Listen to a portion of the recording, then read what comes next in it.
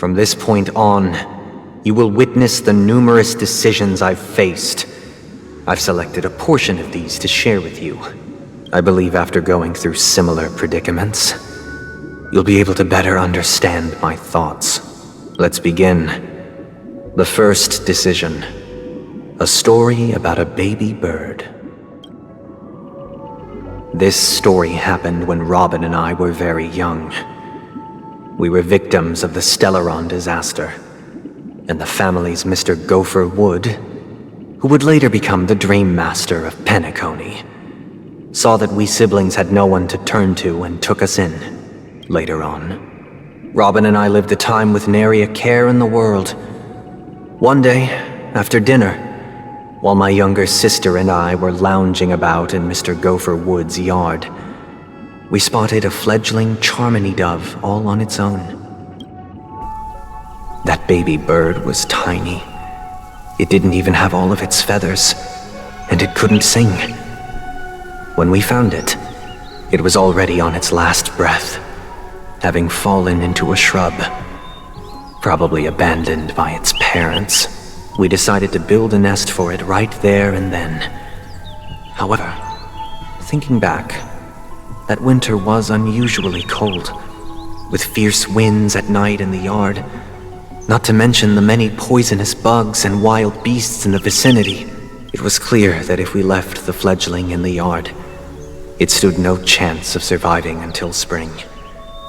So, I suggested we take it inside, place it on the shelf by the window, and asked the adults to fashion a cage for it.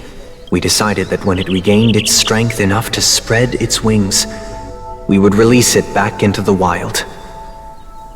The tragic part, something that we'd never considered, was that this bird's fate had already been determined long before this moment. Its destiny was determined by our momentary whim. Now, I pass the power of choice to you all. Faced with this situation, what choice would you make? Stick to the original plan and build a nest with soft net where the Charmony dove fell, or build a cage for it and feed it, giving it the utmost care from within the warmth of a home. I eagerly await your answer.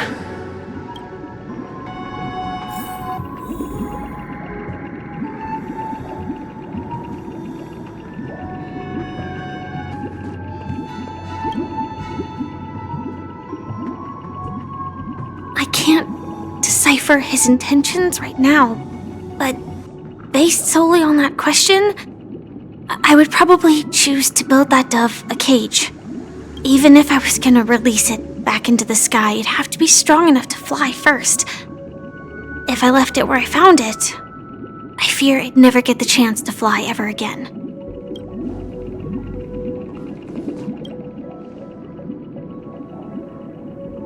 It looks like he really has no intention of imprisoning us. If it's just a quiz, I suppose it's fine to humor him. Back to the question. I would personally choose to build the little Charmony dove a cage. No special reason. I do think that a fledgling should have the right to fly into the sky.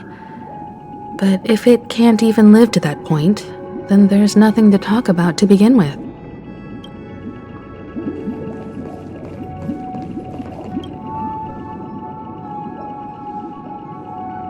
That guy just casually throws this kind of question at us? What exactly is his deal? But fine, I'll answer, I guess. If it were me, I guess I'd choose to build a cage for the little Charmony dove. After all, leaving it there, it's bound to get hurt by wild animals or something. And that'd just be too sad.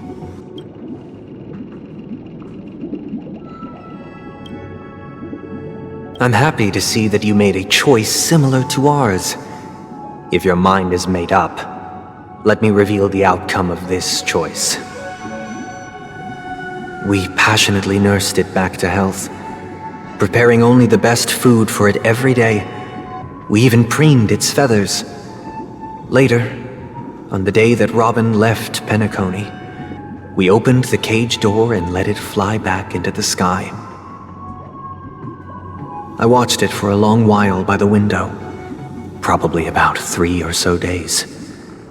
In those 3 long days, the little Charmony dove tried again and again to spread its wings to fly into the sky, but fell to the ground, only to keep trying.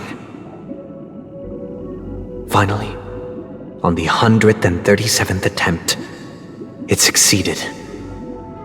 But its attempt did not go perfectly. After flying unsteadily for a while, it fell to the ground, unable to grasp the direction of the air currents. The fall shattered its wings. It writhed helplessly in my embrace. But it was all for naught, finally succumbing to a painful demise. And in that instant, our tender care, our given love and hopes, they all became the inevitable push that sent it to its death. I deeply regret the choices we made. Next, let us head to the second decision. This time, it's the story of a dream chaser.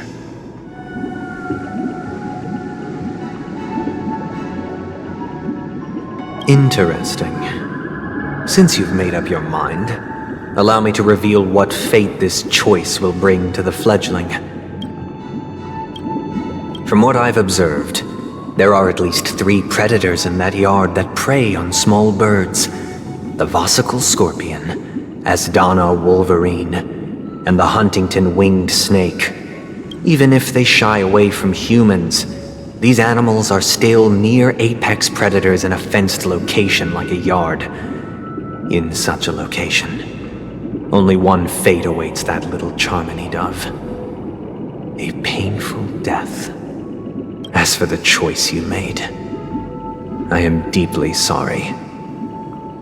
Now, let us advance to the second decision. This time, it's the story of a dream chaser. This story happened when I was appointed as Bronze Melodia, a position exclusive to the Oak family, charged with listening to the problems and vexations of dreamscape residents and providing them with the relevant guidance. It was during that period that I had the opportunity to hear voices from all corners of the dreamscape: joy, sorrow, arrogance, regret, the complex tapestry of human nature that formed the world, and I was fortunate to catch a glimpse of it. He was a dream chaser and an illegal stowaway. Just like the rest of them, he came to Penacony in search of a better life, except that, to most people, the price he paid, I suppose you could say it was everything. He told me, I sold everything I could at home: the house, the land, even his 2 children. He said he could not afford to raise them, and that at least they could eat if they lived as slaves. He had a plan in place. He would buy back his children once he had made his fortune, and enjoy Penacony's beautiful dream with them.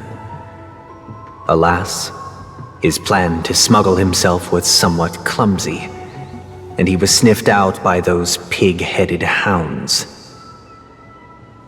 After hearing the dream chaser's story, I immediately appealed to the bloodhound family to cease their pursuit. That way, at least he could live peacefully. But I was still too naive to the ways of the world. I did not anticipate that what I thought was a kind gesture would later lead to dire consequences. I'll tell you the outcome soon. For now, I'd like you all to make a choice. Will you do as I did, and try to convince the bloodhound family to stop their pursuit, so that the dream chaser may live peacefully and realize his wishes? Or will you remain silent, leaving him to languish while the hounds are hot on his heels, until his inevitable judgment arrives? I look forward to everyone's decisions. Who knows? Perhaps they might even alter the outcome of this tragedy.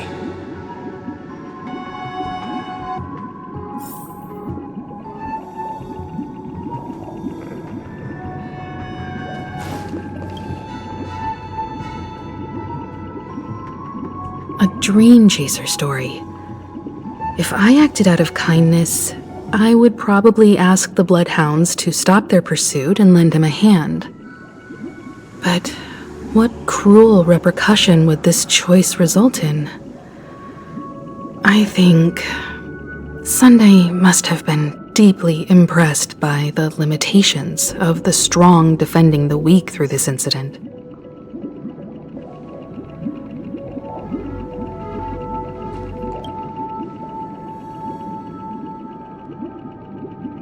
This question...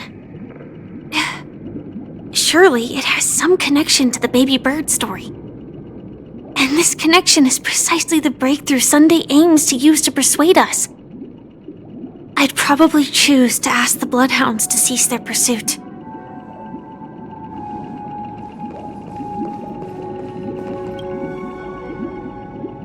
It seems illegal stowaways are really quite common on Penacony. But that guy in the story, I don't think he deserves any sympathy at all. He sold his kids to chase a dream. Even if he intended to go back for them, it's still insanely irresponsible. With that thought, there's only one choice. Let the bloodhounds send him back home. This person deserves to be punished.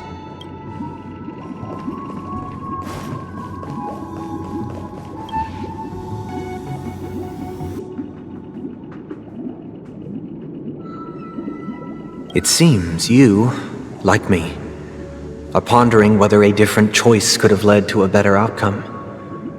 Sadly, his fate would only be more tragic. Say he never gets caught. He would only die from delirium. The methods with which illegal stowaways enter dreams are unorthodox, not flawless like the hotels. Living in the dreamscape would be a mere pipe dream. Should he be apprehended? Could the hounds afford to turn a blind eye? The answer is a definitive no. They couldn't bear the resulting consequences, and thus wouldn't dare extend a helping hand. As to your choice, I once again offer my heartfelt apologies. Next comes the third and final decision. And the story this time is my own.